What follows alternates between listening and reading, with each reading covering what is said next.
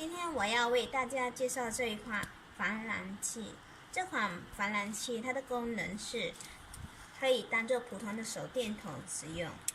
然后，如果我们遇到紧急的事件的时候，我们可以把那个拔头拔开，它就可以发出很强大的声音。